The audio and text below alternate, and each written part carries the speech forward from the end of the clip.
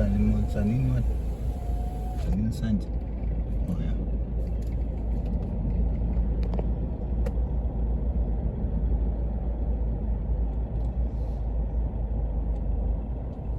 Amagesi kasala ayabheda.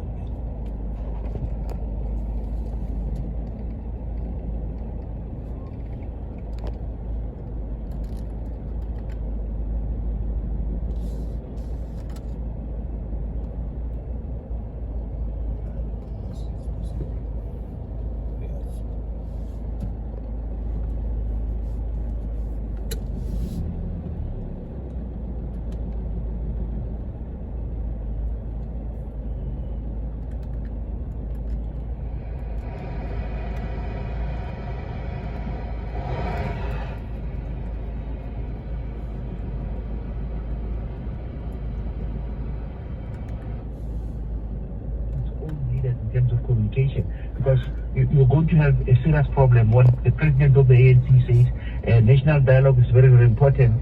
The secretary general says the same, and then a member of parliament within the ANC says, oh well, no, you are being preemptive. By the way, I also think Beg is right, former president is right, and so on and so on. And those are the problems. They're creating a really Christmas tree of communication. In communication, consistency is very, very important. Okay, what then about the response of the ANC? So one is what they said, and then the content of what they said, and then the ANC has responded, and I think central to all of that, besides expressing an opinion about the two of them saying that they acted without effectively a sanction from the ANC without approval, they now going to be hauled before a disciplinary committee. What do you make of that response?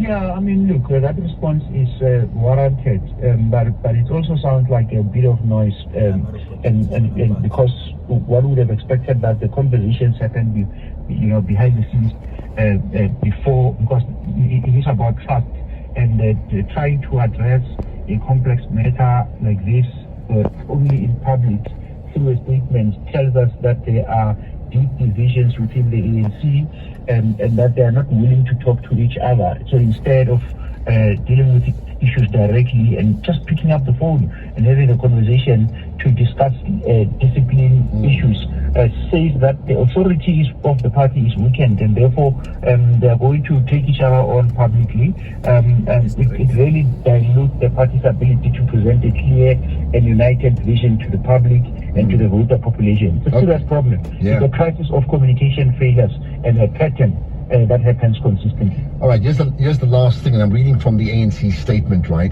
Because again, in your case, words matter because they impact the reputation.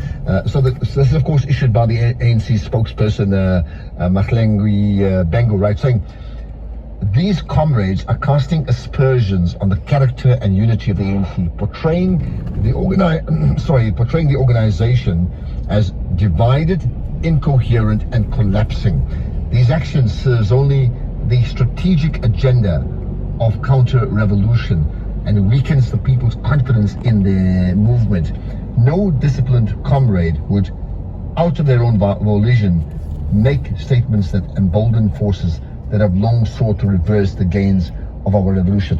I think in a case like that, words matter. There are so many loaded words in that paragraph, in those few lines. What do you make of it?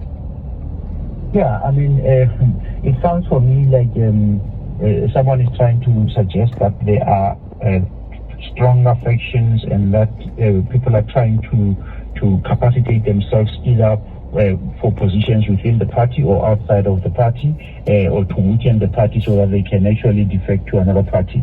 I doubt, though, that when I listen to Gigaba, I doubt that he's trying to actually leave the party. I think he's trying to rattle further and say that we need to get out of our comfort zones. That's the kind of subtext I got from him. And then I think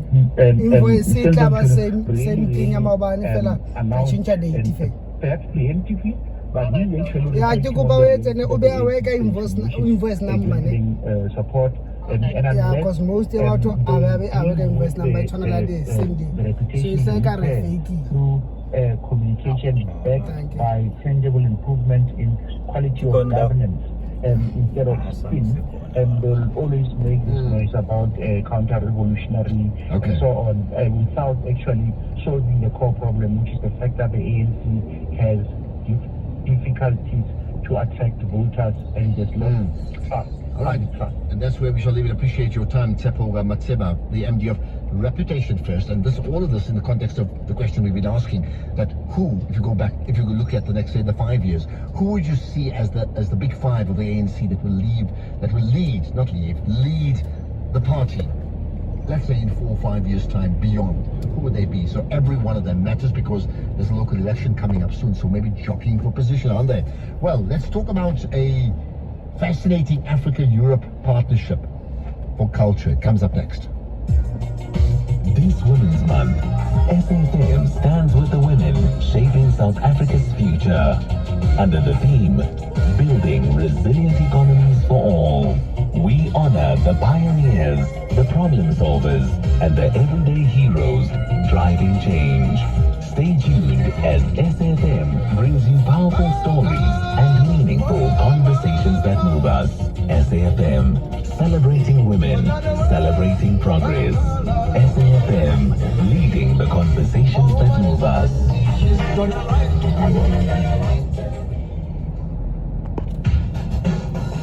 SAFM has signed a code of conduct that is enforced by the Broadcasting Complaints Commission of South Africa. Under the code, we are committed to giving news that is accurate, comment that is fair, and programming that is not harmful, does not amount to hate speech, or contain violence or explicit sex. If you think we are not living up to that code, then you can inform the Broadcasting Complaints Commission of South Africa. Direct any complaints in writing to the Broadcasting Complaints Commission of South Africa. PO Box 142365, Craig Hall 2024. Fax to 011-326-3198 or an email to bccsa@nabsa.co.za. For more information, please visit www.bccsa.co.za.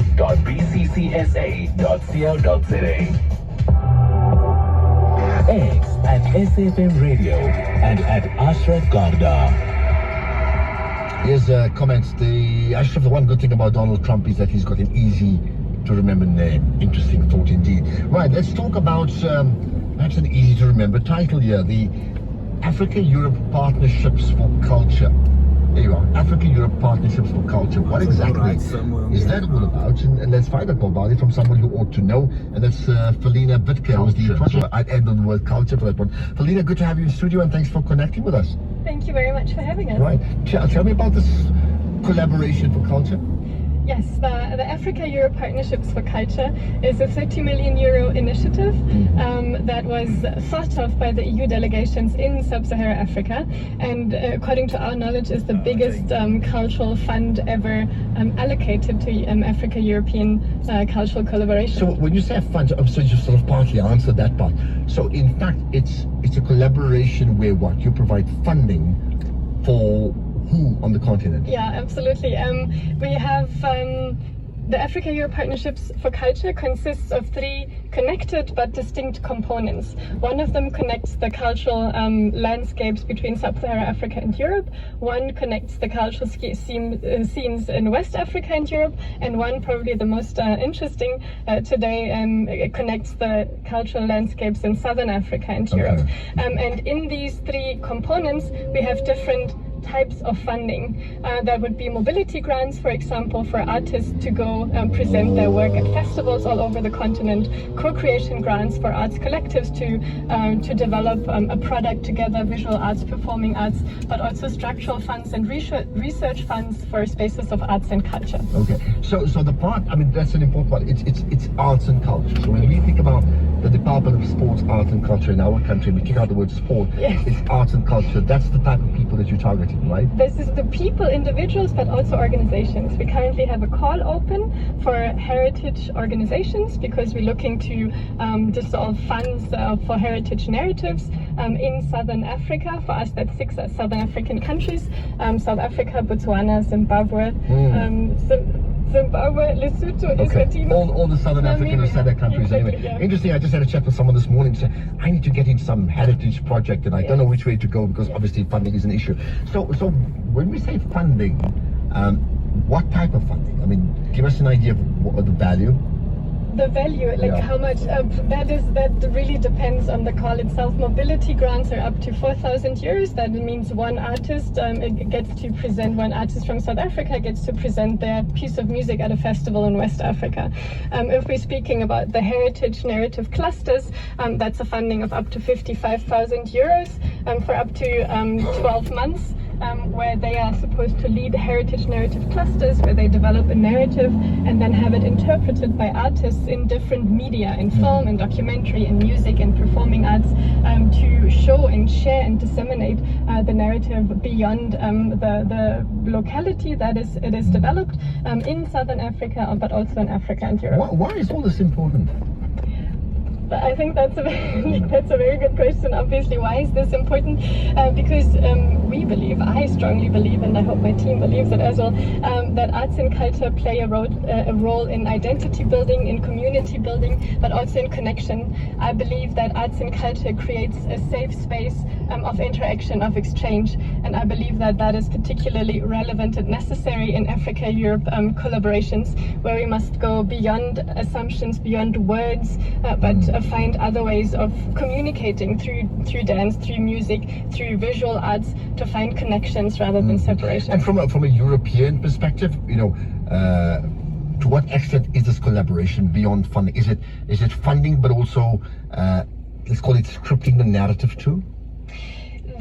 As I said, the initiative came from the EU delegations in Sub-Saharan Africa. So the framework of the program is not determined or dominated by European ideas, but from ideas from the continent. So for us, it is very important to not only think about the products that we want to disseminate, but also about the narrative of cultural collaboration. We would like to question mutual partnerships. We would like to promote mutual learning. We would like to negotiate what is a partnership that actually deserves that meaning. How, in terms of the state of this collaboration right now, I mean, how would you evaluate it currently? The state, can you... In terms of Europe, Asia, Europe, Africa, in terms of cultural collaboration, what would you say would be the state of this collaboration, right? That means the current status, let's put it that way. The current status, I think the visibility of the complexity and the diversity of African arts and culture has to be increased. There needs to be visibility of what is happening, but not only, I would like to say, between Africa and Europe. Very often we speak to artists from Cameroon, and they say, I know very well what's happening in France, I know what's happening in New York, but I don't know what's happening in Zambia. So we would like to create this intra-African connection so that Africa understands itself and then communicates with Europe, and not always this Europe-Africa. And when did this start? Is this brand new, or is this has been going on for a while? This is brand new, I want to say. We just launched our first call for the heritage organizations 2 weeks ago. We have an info session tomorrow, so if anyone's listening that has an NGO in the space of heritage narratives, please join us tomorrow. I'll give out the details just now, because they must get their pen and paper or their smartphones ready. So this was the first call. We officially started the project in March, but that meant we set up the team, we set up the mechanisms.